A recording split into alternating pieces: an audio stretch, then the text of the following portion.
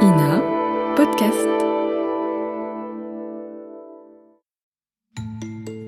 Accuser les juges d'être partiaux, politisés, la tendance n'est pas nouvelle, loin de là. Notamment lorsqu'il s'agit de les qualifier de trop à gauche. Illustration, pour commencer, dans les années 70, avec l'affaire dite des Juges rouges, archive de 1978.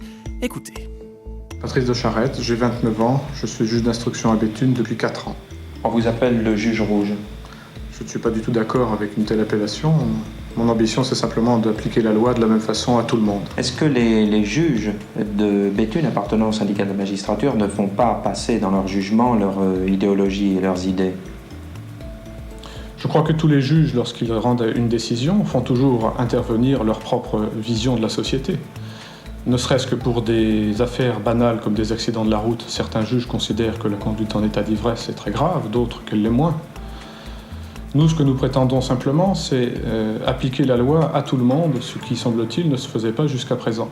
À l'époque, le juge d'instruction Patrice de Charette, membre du syndicat de la magistrature, classé à gauche, est au cœur d'une vive polémique après avoir placé en détention provisoire un patron accusé d'être responsable de la mort d'un de ses ouvriers à la suite d'un accident du travail.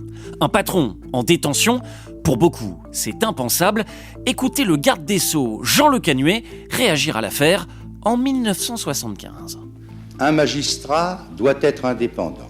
Il n'a pas le droit de faire entrer ses convictions philosophiques, politiques ou syndicales dans le déroulement de son action judiciaire.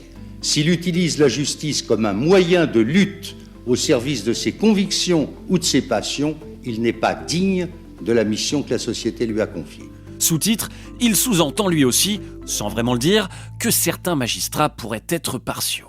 Et des personnalités politiques qui pointent du doigt les juges, il va y en avoir d'autres, particulièrement dans les affaires politico-judiciaires. Nouvelle illustration, en 1995, avec l'affaire dite Urbain, qui met en cause le trésorier du Parti socialiste, Henri Emmanuelli, accusé d'avoir couvert le financement occulte de son parti. Écoutez. Accusé de recel de trafic d'influence, Henri Emmanuelli écope d'1 an de prison avec sursis et de 30 000 francs d'amende. Le premier secrétaire du Parti socialiste avait toujours dénoncé le caractère politique de ce procès. Aujourd'hui, il a décidé de faire appel. Au fond, il s'agit de la condamnation d'un parti politique, le Parti socialiste, et non pas celle d'un homme dont l'honnêteté et l'intégrité n'a jamais été mis à un seul instant en doute. Dira maître Patrick Maisonneuve, l'avocat d'Henri Emmanuelli. Un procès politique, cet argument de défense va souvent revenir lorsqu'un politicien rencontre des déboires avec la justice.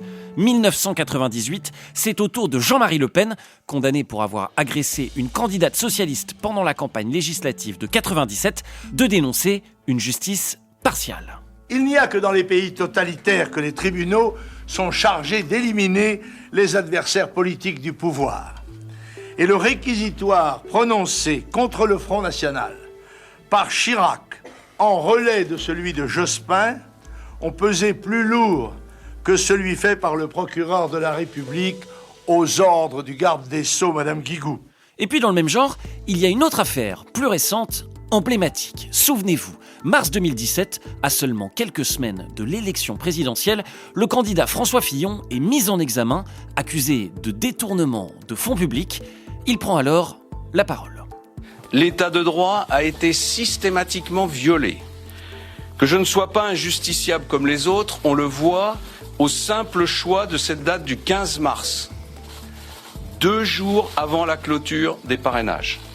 Entièrement calculé pour m'empêcher d'être candidat à la présidentielle, je me rendrai à la convocation des juges. Je suis respectueux de nos institutions. Je ne désespère pas de la justice, même si ce que nous venons d'en voir n'est pas de nature à nous rassurer. Nombre de mes amis parlent d'un assassinat politique. C'est un assassinat en effet. Je ne céderai pas. Je ne me rendrai pas. Je ne me retirerai pas. J'irai jusqu'au bout parce qu'au-delà de ma personne, c'est la démocratie qui est défiée. Des politiques victimes de juges partiaux, politisés, en tout cas des juges plus sévères ou plus rigoureux qu'avant face aux puissants, selon l'ancien procureur de la République Éric de Montgolfier, interview de 2019. Oui, il y avait une frilosité, une pusillanimité chez nombre de magistrats qui faisait que, mon Dieu, on ne va pas gêner les puissants. Parce que, il faut bien le dire aussi, ce sont les puissants qui nous nomment, ce sont les puissants qui font nos carrières. Mais pour certains, notamment des avocats, les juges vont parfois trop loin ou sont trop influencés par l'opinion publique. Avis de maître Jean-Yves Le Borgne, ancien avocat d'Éric Woerth. L'idée que les politiques soient tous suspects, dans d'autres circonstances, d'autres disent tous pourris, c'est une sorte d'orientation intellectuelle qui peut avoir ses dangers. D'autant qu'en 2013, il y a une affaire qui va particulièrement alimenter cette idée que les juges seraient politisés, celle du mur des cons dans les locaux du syndicat de la magistrature. Sur le mur du local syndical, l'objet du scandale, filmé ici en caméra cachée. Un mur de photos, découpé et commenté, intitulé, je cite, « Le mur des cons ». Y figurent des personnalités du monde de la justice, mais aussi des présentateurs télé et des politiques comme Brice Hortefeux, Manuel Valls ou encore Nadine Morano. Elle est scandalisée du manque d'indépendance de ces magistrats.